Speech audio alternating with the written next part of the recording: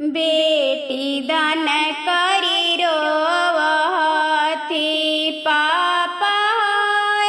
अपन पापा बेटी दान करी रोवती पापा अपन पापा कैसन हई दुअरवा जी पापा कैसन हई माँ कनिया जी अजी कैसन हई दुअरवा जी पापा कैसन हई माँ कनिया जी अजी कितना पढ़ल लिखल बरवा जी पापा कितना हई दहेजवा जी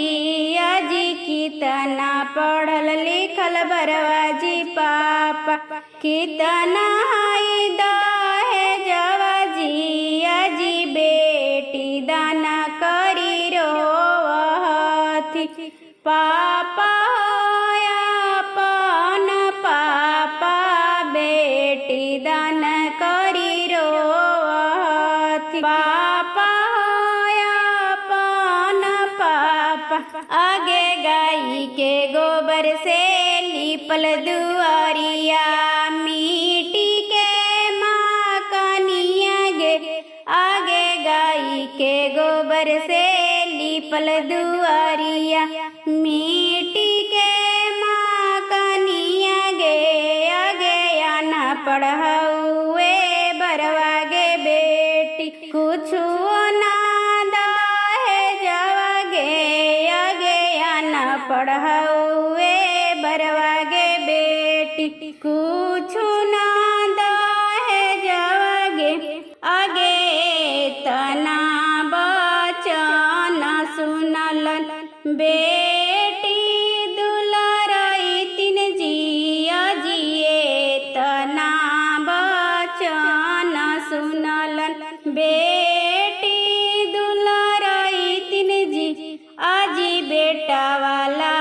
गी रखला जी पापा सारी रे संपत्ति अजी बेटा वाला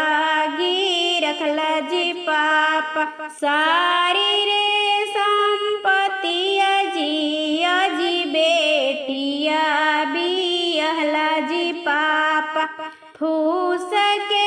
झोपड़िया जी अजी बेटिया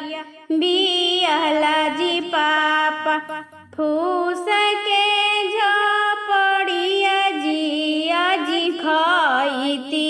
जहरवा जी पापा तेजती परनावा जी अजी खईती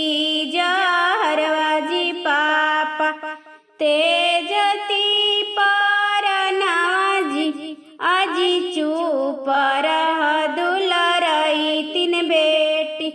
पटोरवे पूछलो रवा जी अजी चुप रह दुलारई तीन बेटियाँ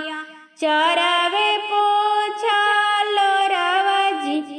अजी हो बोली सुनत गे बेटी फाटले करे जवा गे आगे हो बोली सुनत गे बेटी फाटले